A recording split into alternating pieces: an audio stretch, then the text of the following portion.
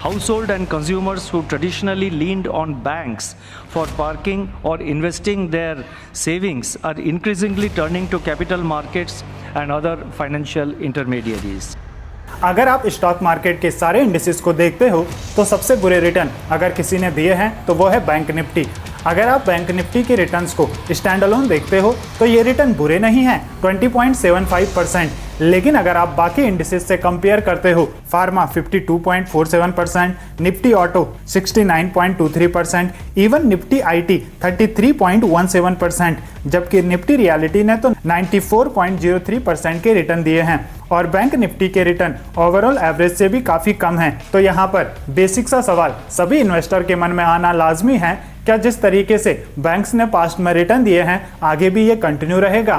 क्या बैंक्स आगे भी बुरे रिटर्न ही देते रहेंगे? अगर हम इंडिविजुअल बैंक्स की भी बात करें तो आप देख सकते हो ज्यादातर बैंक्स ने यहाँ पर काफी बुरे रिटर्न दिए हैं। Kotak Mahindra bank 9%, HDFC bank 14%, IDFC bank -12%, axis bank 17%, IndusInd bank -2%, AU small finance bank 4.5%।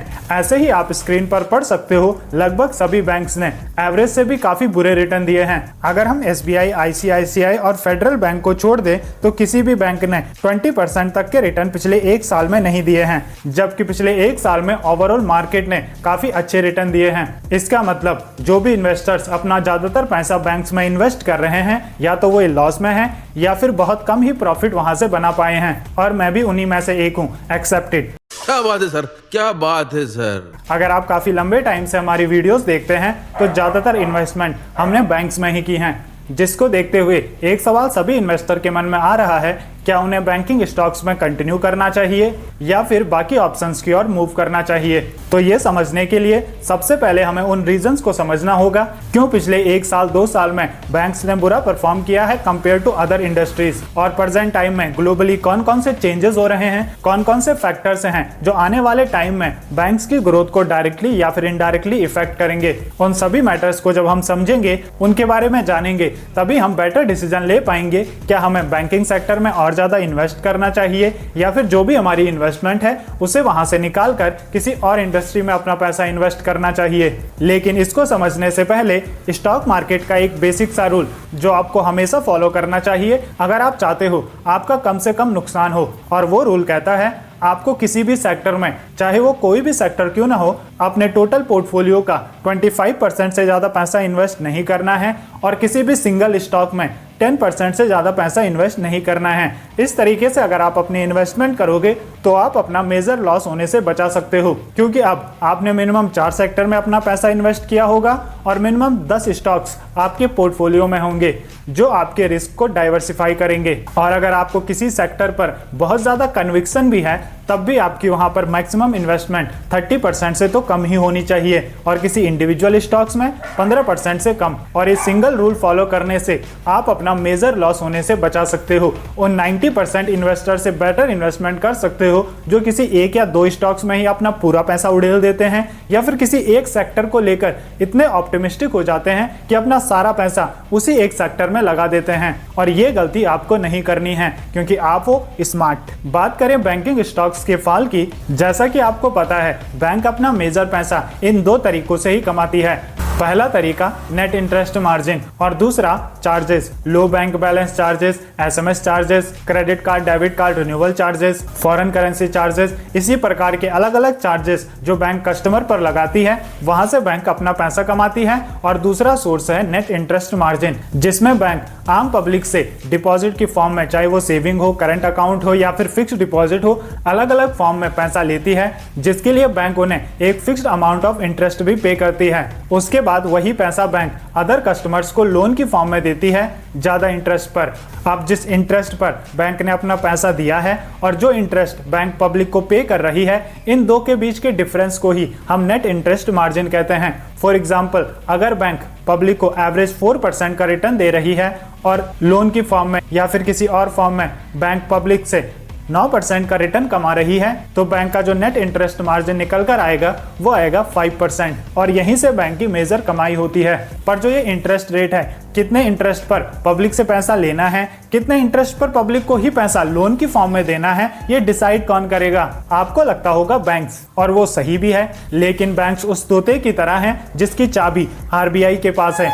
तो डायरेक्टली या फिर इनडायरेक्टली आरबीआई ये मैनेज करती है कौन से इंटरेस्ट रेट पर पब्लिक से पैसा लिया जाएगा और कितने इंटरेस्ट रेट पर पब्लिक को वापस पैसा दिया जाएगा। अगर आप इस चार्ट को देखते हो तो 2022 से इंटरेस्ट रेट आरबीआई लगातार बढ़ाए जा रहा है और प्रेजेंट टाइम में ये 6.5% पर है। अब इंटरेस्ट रेट बढ़ेगा तो लोन रेट बढ़ाना पड़ेगा, जिससे लोग कम लोन लेंगे, और लोन रेट नहीं बढ़ाया तो नेट इंटरेस्ट मार्जिन कम हो जाएगा। अगर आप एचडीएफसी बैंक का निम देखते हो नेट इंटरेस्ट मार्जिन, तो चार्ट में ये क्लियरली शो हो रहा है, ये कम हुआ है, बहुत कम, जिसका डायरेक्ट इम्पैक्ट पड़ेगा बैंक के प्रॉफिट पर और बैंकिंग स्टॉक्स के लिए इन्वेस्टर्स का नेगेटिव सेंटिमेंट बढ़ेगा, जिसका हमें डायरेक्ट रिफ्लेक्शन देखने को मिलेगा बैंक के स्टॉक प्राइस में। अब इस रीजन के अलावा एक और रीजन है जिसके कारण बैंकिंग स्टॉक्स लगातार नीचे गिर रहे हैं, वो है लो कासा ग्रोथ। अगर आप अपने पेरेंट्स या फिर ग्रैंड पेरेंट्स से पूछते हो तो वो अपना मैक्सिमम पैसा सेविंग या फिर फिक्स्ड डिपॉजिट की फॉर्म में बैंक्स में रखते थे, लेकिन अगर आप आज की जनरेशन से पूछते हो तो वो इंटेलिजेंट हो चुकी है, उसे पता है अपना पैसा कहाँ इन्वेस्ट करना है, कैसे इन्वेस्ट करना है। लोग mutual fund, ETF, stock market की ओर ज्यादा आकर्षित हो रहे हैं और अपना ज्यादातर पैसा म्यूचुअल फंड्स में इन्वेस्ट कर रहे हैं, जिसके कारण बैंक्स की जो कासा ग्रोथ है वो काफी कम हो चुकी है। अब जब बैंक्स के पास पैसा ही नहीं आएगा तो वो लोन कैसे देंगे? क्योंकि लोन देने के लिए पहले आपके पास पैसा तो होना चाहिए। लोग म्यूचुअल फंड, ईटीएफ, स्टॉक्स, डेब्ट, बॉन्ड्स, इन सब में अपना पैसा इन्वेस्ट कर रहे हैं और ये दो मेजर रीजंस हैं जिसके कारण बैंकिंग सेक्टर में हमें लगातार बुरे रिटर्न देखने को मिल रहे हैं। तो अब बैंकिंग स्टॉक्स में इन्वेस्ट करना है या नहीं, तो उसके लिए हमें यह समझना होगा क्या ये दो जो मेजर प्रॉब्लम्स है बैंक्स की, क्या बैंक उन्हें रिजॉल्व कर पाएगा या नहीं। तो पहली प्रॉब्लम की अगर हम बात करें इंटरेस्ट रेट, तो ऐसा पास्ट में कई बार देखा गया है कि यूएसए अगर अपना इंटरेस्ट रेट बढ़ाता है तो इंडिया भी अपना इंटरेस्ट रेट बढ़ाता है, और पिछले 1-2 साल में यूएसए ने अपने इंटरेस्ट रेट बढ़ाए हैं, इसी के चलते इंडिया ने भी अपने इंटरेस्ट रेट बढ़ाए। लेकिन रिसेंट टाइम में ऐसा देखा गया है यूएसए अपने इंटरेस्ट रेट कम कर रहा है, तो ऐसी उम्मीद है कि इंडिया भी अपने इंटरेस्ट रेट कम करेगा, जिसका डायरेक्ट बेनिफिट देखने को मिलेगा बैंक्स को। अब जैसे ही आरबीआई ये चीज इंडिया में इंप्लीमेंट करेगा, यानी इंटरेस्ट रेट कम करेगा, तो बैंक की जो ये नेट इंटरेस्ट मार्जिन कम होने की जो प्रॉब्लम है वो रिजॉल्व हो जाएगी, जिसका ओवरऑल बेनिफिट पूरे बैंकिंग सेक्टर में हमें देखने को मिलेगा। बात करें दूसरी प्रॉब्लम की, तो ये प्रॉब्लम लगातार ऐसे ही बढ़ती चली जाएगी। लोग ज्यादा से ज्यादा अपना पैसा म्यूचुअल फंड, ईटीएफ, बॉन्ड्स में ही इन्वेस्ट करेंगे और बैंक्स के जो डिपॉजिट्स हैं वो लगातार कम होते चले जाएंगे, लेकिन बैंक्स उनके अल्टरनेटिव ढूंढ रहा है। अगर आप देखोगे तो प्रेजेंट टाइम में बैंक्स उनके सॉल्यूशन ढूंढ रहा है। भले ही डिपॉजिट्स कम हुए हैं और फ्यूचर में ये और भी कम होंगे, पर बैंक्स भी अभी सिक्योरिटीज में एंटर कर रहा है। बैंक्स ये एफर्ट कर रहे हैं लोग म्यूचुअल फंड में इन्वेस्ट करें, लेकिन उनके थ्रू, यानी डायरेक्ट म्यूचुअल फंड में इन्वेस्ट करने की जगह अगर आप किसी बैंक के थ्रू किसी म्यूचुअल फंड में इन्वेस्ट करते हो तो बैंक वहां पर अपना कमीशन लेता है।